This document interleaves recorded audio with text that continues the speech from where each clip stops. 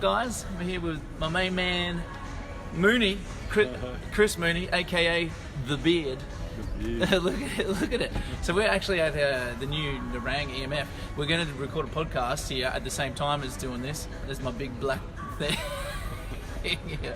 So I'm going to hit go on the podcast and we're going to go. So we're going to just sort of stream this at the same time so we can get a bit of 2-for-1 going down here.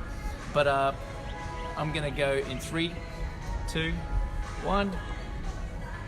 Alright guys, welcome to the Gym Boss Podcast. I am Jimmy, I am your host, and I've got an awesome guest with me, Chris Mooney. Chris, do a little intro for yourself. Give us like the 30-second rundown. Alright guys, hey, Chris Mooney, nice to be on the show. Thanks for having me on here today, Jimmy. My current role is the area personal trainer manager for the EMF fitness gyms. We've got 7 here on the Gold Coast and going to be opening up another 5 around Queensland and New South Wales in the next 12 to 18 months, which is exciting. And I also run my own business called 51 Fit, where we do education and coaching for personal trainers. So those that are currently in the industry or those that want to become a personal trainer and complete their certificate 3 and 4. Yeah, awesome. So we actually sort of met just randomly through the online space as you do, but like common interests. So if a lot of you guys know Andy Frisella, and so we sort of posted a podcast episode, screenshot of a podcast episode. We sort of got chatting like that, and then sort of started hanging out. But we've got the same sort of ideas about basically be straight up, don't bullshit people, and just like be really good at what you do, and be honest and genuine, and like do good things for people in the world, and you know, just also at the same time don't be a little bitch, basically. Which Chris loves all the which is another big thing that I love is the mindset side of things. But today we wanted to talk about what you got to do before, you know, the key things you got to master before you even hire someone like myself. Like Chris is huge. He's right here. I think he counted it up the other day. How many hours have you done in the gym setting over at the last studio? In the last my previous facility for 6 years was over 12,000 hours. Yeah, so the old mastery of the 10,000 hours. And there's you've probably seen a lot of guys that come in, they're fresh and they want to just start marketing, you know, start all this stuff, and obviously you then mentor all these guys as well because they're working under you, and you can you've probably got a lot of good things you've seen, a lot of bad things you've seen. So that's why we want to talk about the 3 sort of key things. We'll start with number 1 is probably one of the biggest ones, and I'll let you to kick it off. Yeah, I mean, we wanted to cover the 3 main things you should be mastering before you even really consider to engage an external marketing agency or professional. I mean, the main one is, actually, I'm going to finish with the main one. Okay, good idea. We'll keep you hanging. We'll keep you hanging. Typical marketing. Here we go. Ooh. Look, at the end of the day, you know, you can't polish a turd. So if you're not a great trainer and you don't have a great product and you're not able to provide great service and you're not able to get results for your clients, then the last thing you want to do is to market that out there. You know, you don't want to promote yourself too soon. And let's say you engage in amazing marketing that can actually bring you in leads and they help promote your brand and they bring more people in front of you, and your first opportunity to convert or to keep them on board as an ongoing client tanks because you're not ready. You know, you don't have a great process in place, you're not able to train them well, you don't have a great level of experience, then what are you going to do? You only have one chance at that, right? Yeah. Those people will leave and go, the marketing was great, it got me in, but they suck. And but then they talk about that though as well, They go online and they talk, or worst case, they don't talk. So now you're a personal trainer or a gym and you decide to, you know, start to promote or to try and do some SEO, or you're trying to get more likes or followers on your page, and there's no comments. There's no reviews. You know, no reviews in 2019 is almost worse than bad reviews. Yeah. You know, because, well, who are you? Are you just starting up? Are you even a legit business? Yeah. So this first step would be to you know, put the time and effort into mastering your craft. Become a great personal trainer. Become a great results provider. Become a great service provider. You know, if you've got your own facility, make it a great facility. It doesn't need to be this. Like, we're quite spoiled here, but it needs to be great. It needs to be clean, it needs to be functioning, it needs to be accessible. You know, it needs to be a good vibe, a good atmosphere. You need that first, because what are you marketing otherwise? Yeah. 100%. I couldn't agree more. Like that's number one, right? Be good at what you do. Have a great product. Have a great service. Then when you do marketing, that's going to amplify all the good stuff that you're already doing. Classic example is I've seen some guys that are really knowledgeable. Like, I won't name any names, but gone into this person's gym, amazing at what they do. But one part that Chris touched on, which you touched on, which is awesome, is that the aesthetics of it as well. Like, don't have a crusty old fucked up looking gym. Like if it is beat up and stuff, still like keep it clean, keep it tidy, keep it in order. Even if you do have the garage style gym, even if you do have that small thing, like just don't make it look like you're running like a half baked operation. Well, look, I mean, the tip on that, and like, you know, I'm a washed up meathead, what I call it, and you know, there is a niche in the market that would love that shit. They would love to come in and see, you know, chalk on the ground and dumbbells all over the floor. But you know what? It's a very, very small percentage of the market. So you've either got to embrace it, and that's got to be your intentional facility. That's exactly what you want it to be, and market and train and provide results accordingly. Yeah. Or not. But I mean, it's not that you can kind of have a messy gym, or you can kind of have it the meathead style. You've got to be all the way in, or you've got to be not in at all.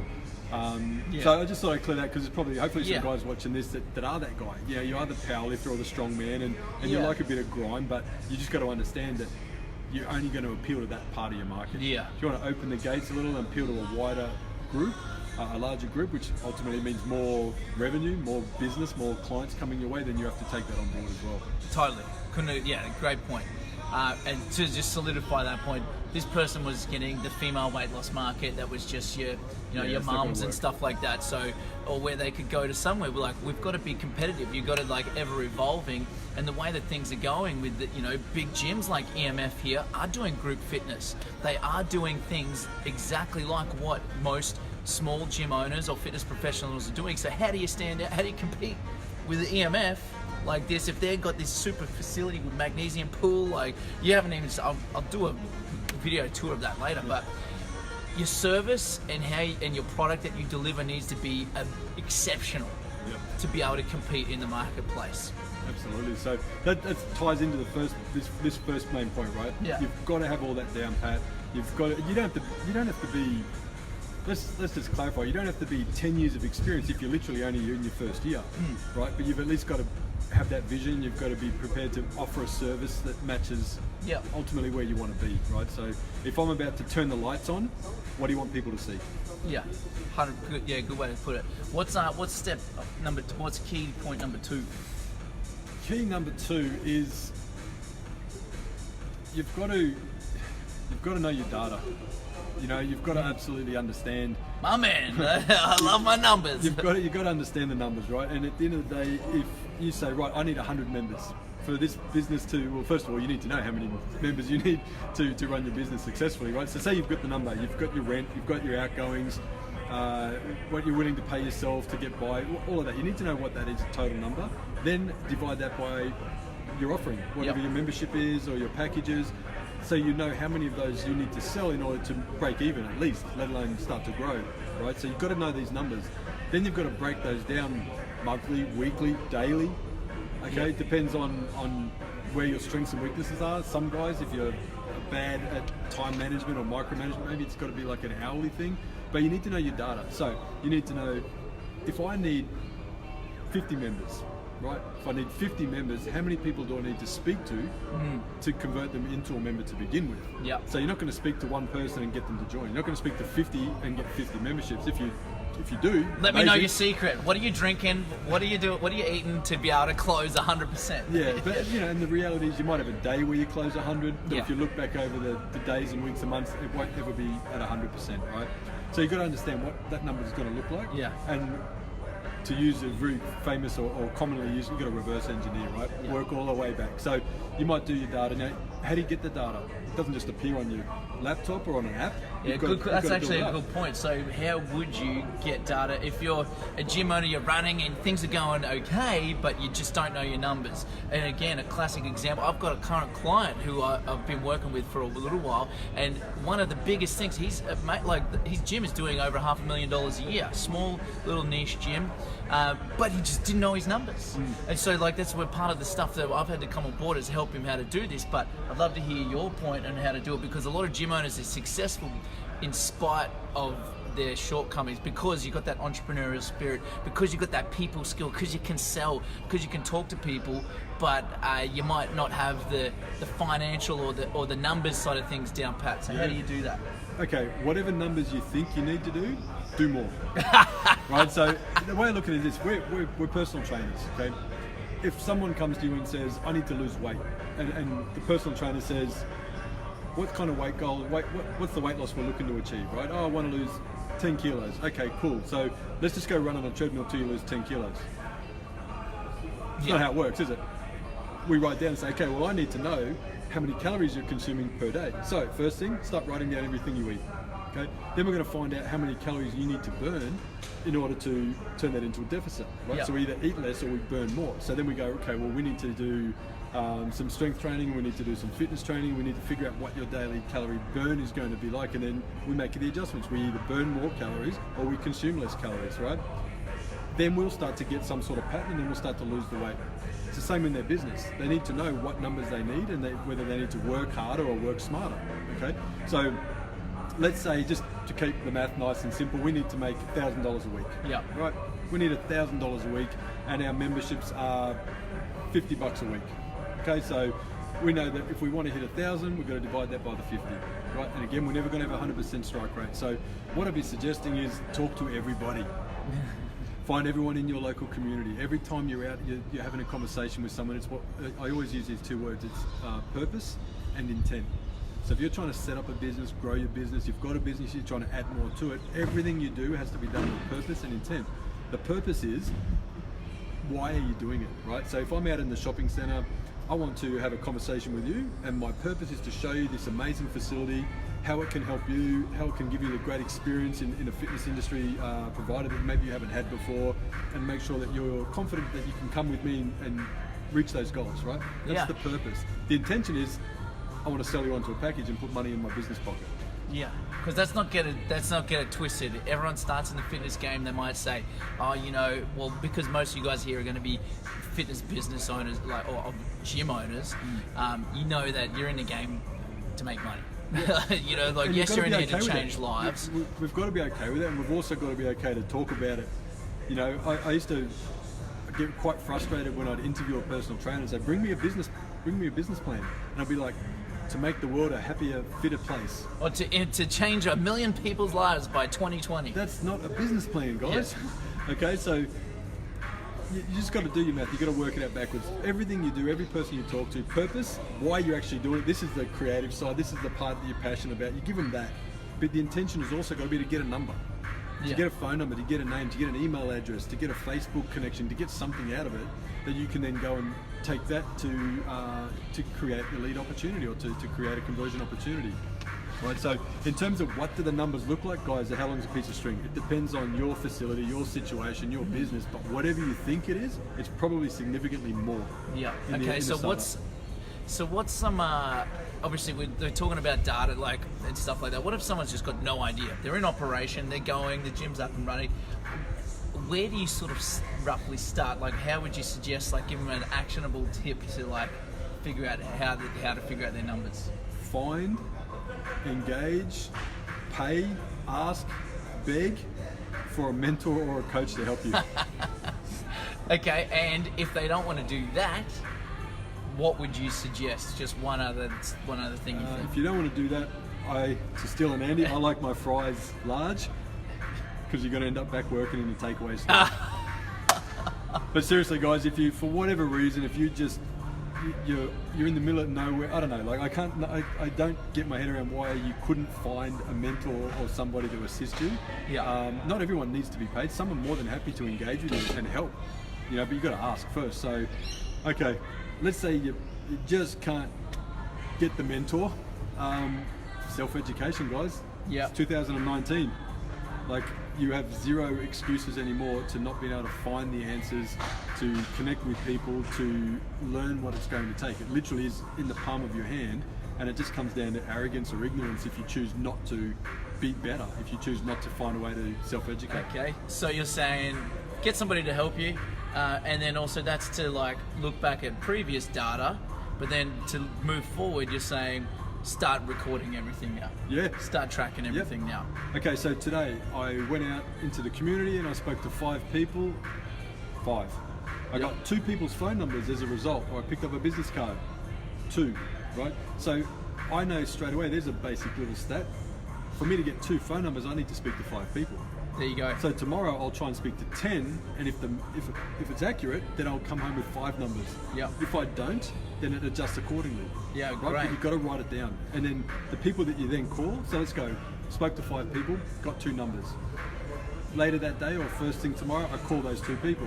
Hey, thanks for taking time to have a chat yesterday. I'd love to come and show you into the gym as I discussed. There's an invitation, come to a free trial or free workout or whatever. There's 100 different things that you could do for that, which we can go into another day because I think people get their wheels spinning on what to offer, but just fucking get them into the place first, right? And if one of those 2 say, yep, I'm in, then we know we've got a 50% call to appointment ratio. That person turns up and you join them, okay, not as accurate on such a low sample size, but if you get them to join, you're 100% close rate. Yeah. Okay. So it's just looking at all the different parts of the process, basically, and just having a number for that. Mate, it's the main steps. Create the lead, contact the lead, set an appointment, present, tour, whatever the deal is, and attempt to close them. They're the 5 main things you should be measuring. Yep, perfect. And How that's many for of these revenue to get these, stuff. to get these, to get these, to get this. Yep. That's for sales stuff. Awesome. And so to recap, point number 1 is be exceptional. Have a great product, have a great service, hone your craft, get good at what you do. And then point number 2 is to know your numbers. Yep. And the best for last, drum roll. Right. Now, a lot of guys when I speak to this, they go, I don't have the confidence to go and talk to someone in the street. I don't have the confidence to go and speak to someone on the gym floor. Or I don't have the confidence to make that phone call. Yeah. Okay, so why don't you have the confidence? Oh, I haven't done it enough. I need more practice. Okay, cool. So you don't have the confidence because you haven't done it enough times, right? Cool, I understand that. And then they'll say, well, I don't have the confidence to promote my business because I'm not sure if people will like my style of training, or I don't know if people are going to get the results. Okay, they both are relying on the same key factor that is missing in nearly all those situations is lack of discipline. Yes. You need to have the discipline to do the things you suck at or to do the things you don't like over and over and over until you become very good at them. So, for example, with the first one, if you aren't confident to speak to someone in the street, guess what I'm going to recommend you go do? Talk to a fuckload of people in the street. Yeah. Go talk to as many people as you can. It doesn't need to be long-winded conversations. It's, hey man, how's your day going? But do it intentionally. Yeah. You know, when you go to, guys, do this. Trust me, I do this, and it was a big game changer. When you're at the supermarket, you put your things on the belt, it scans up, and they go, how you doing today? You go, good, thanks. Got my own bags. F-boss, thanks. You know what I mean? Like, Yeah. it's the same shit. How about you go, hey, my day's been great. What about yours? How long have you worked here? Hey, great. Hey, are you going to a gym at the moment? Like, at my last facility, there was a Woolworths downstairs. Every time I had a new staff member that I would go and that would serve me while I'd pick up anything from Woolies, I'd go, how long have you been training upstairs? And they go, oh, I don't train upstairs. What? We're literally two stories up and you've never come to our gym before. No, man, you've got to come. Here's my card. I'm the manager. Pop in, show them this. They'll call me out and I'll take you for a look around. How's that sound? You know, you just got to go out. And again, what are the 2 words I used before? Purpose and intent. Yeah, right? I like The purpose that. is give them a great experience. Give them something to remember. Make them feel good. Sometimes engaging with someone and taking them out of their daily rut in their process, the servo, the grocery store, makes them feel good. Yeah. They take the rest of their day. That might give them a little kick in their step. It certainly gave me one having those conversations. Guys, I wouldn't know, I don't know, for the ones that are watching this, you know, like I think I have a very approachable, friendly face. But a lot of people don't seem to reciprocate that. So I go out of my way to make sure I can make that eye contact and I can say good morning or good afternoon and ask them something, you know. Yeah. There's the purpose part. Make someone feel good for that engagement, for that moment.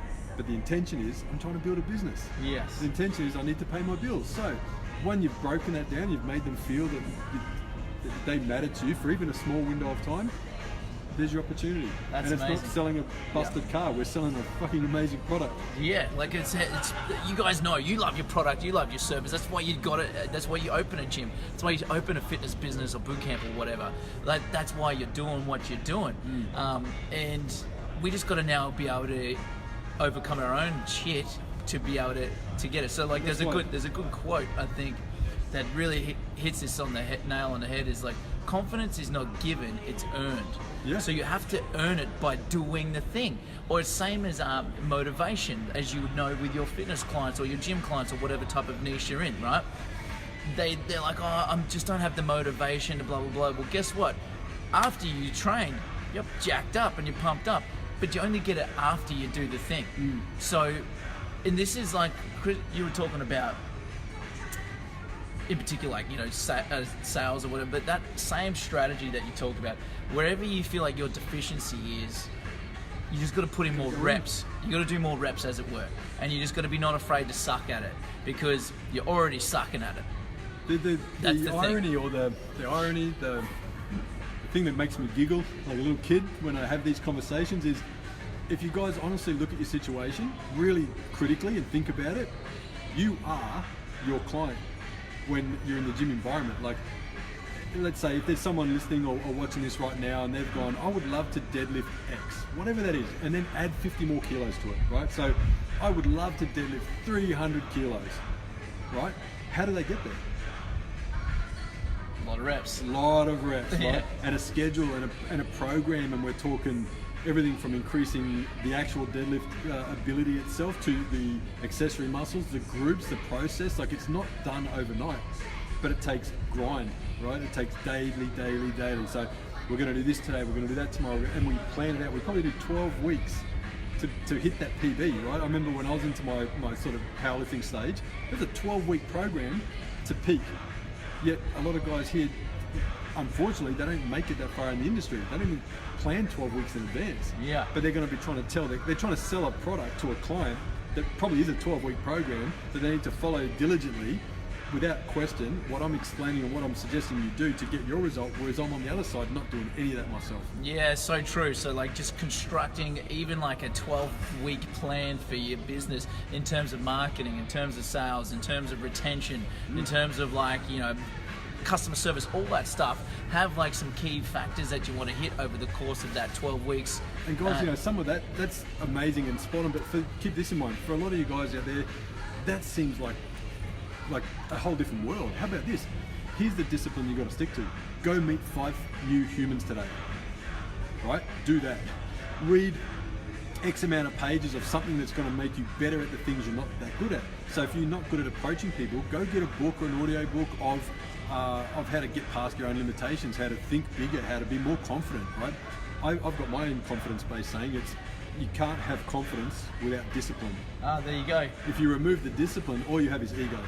Yes. Right? Now, ego can be good and bad. I've played 20-something years of football with ego as the deciding factor, but I had the discipline, which developed the confidence. Then I would use the ego to push myself a little harder, right? Or to make sure I wouldn't take a backward step. But that's because I had the discipline to fall back on. That's amazing. I love that. So what was that discipline, the confidence thing again? You can't have confidence without discipline. There we go. Can't have confidence without discipline. I love that. Yeah. And so that's why when guys say to me, I don't have the confidence to approach someone on the gym floor, because you haven't done it enough times. You haven't done it and tested the data. You haven't gone out with intent and purpose. You've walked the gym floor and had conversations with people and hoped they threw cash at you and said, sign me up. Right? You've got to go out there and go, right, I'm about to go on the gym floor for the next 10 minutes. I'm going to speak to this kind of person at this age group or this demographic, and these are the things I'm going to say to them. And then I'm going to come back to my little hole in my office or my quiet space. I'm going to write down how it went. I spoke to 5 guys, 35 to 40, that are in the weights area.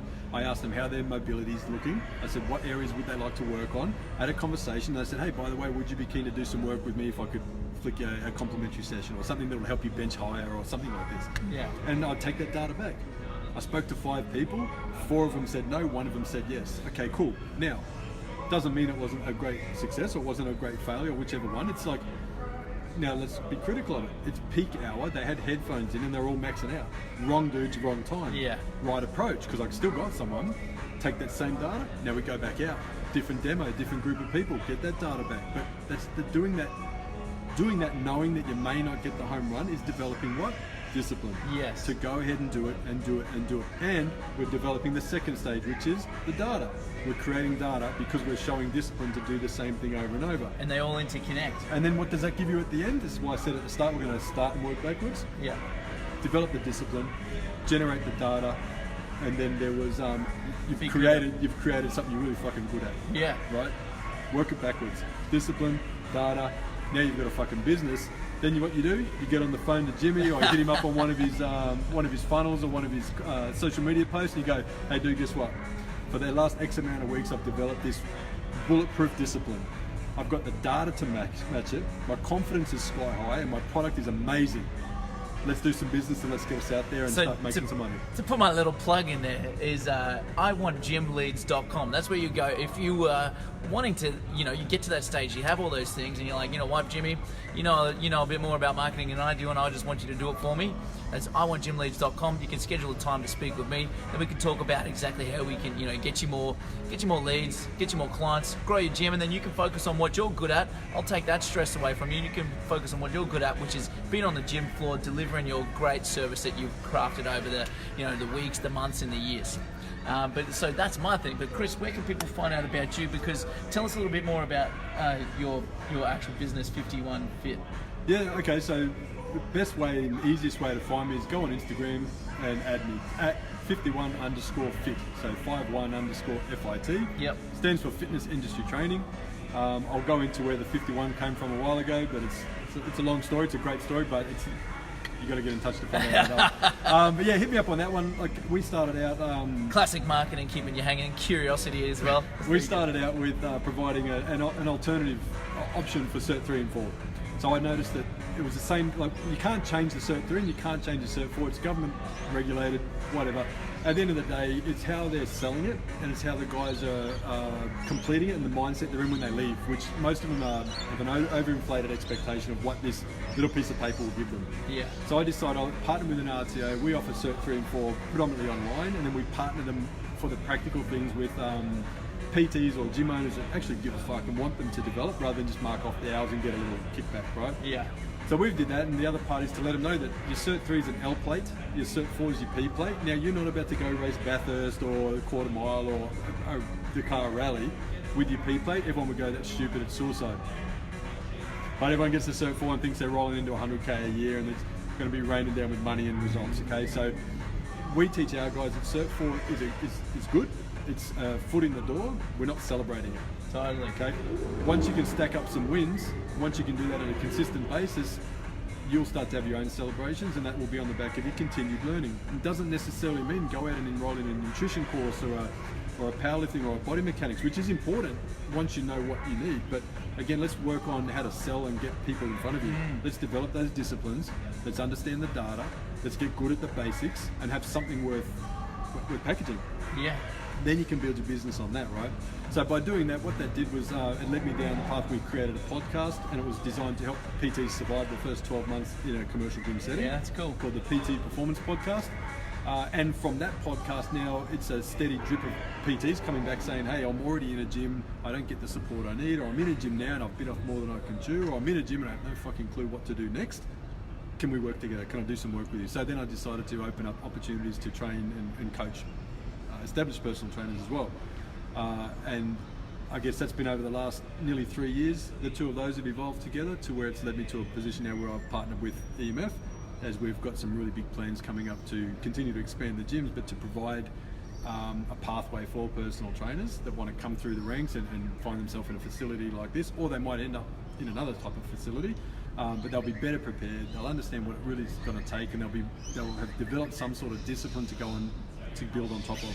They'll understand data so they can go and survive at least 12 months, guys. So they can understand business, because that's the thing. That's the thing that I like. You've heard me talk about it, if you haven't already, guys. But it's my whole thing. Like, I came from a background of sales, but then I went into fitness, and I was like, okay, cool. It's got my certificates, and I found out, holy shit, I don't have any clients. And that's like what happens. Like, there's almost a zero aspect of like business wrapped in that. So, and I think what you're doing is awesome, because it's making like personal, like at the ground level, like all our gyms rely on having great personal trainers working for you.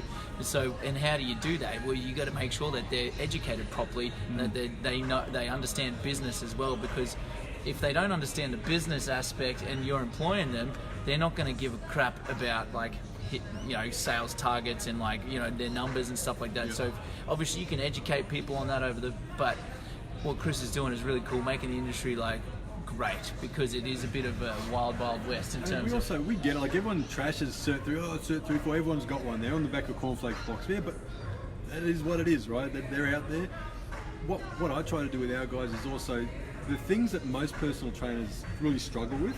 It's not that they didn't learn it in Cert 3 and 4, because it's not meant to be. It's Cert 3 and 4, but they also don't learn it in school. Yeah. You know what I mean? We don't learn it anywhere. So everyone's quickly, and the funny thing is, the amount of personal trainers I know that are doing reasonably well, but really not crushing it, but doing better than most, or rubbish the Cert 3 and 4. Oh, he's a Cert 4, he's only just got out of the game. It's like, dude, this is where you started.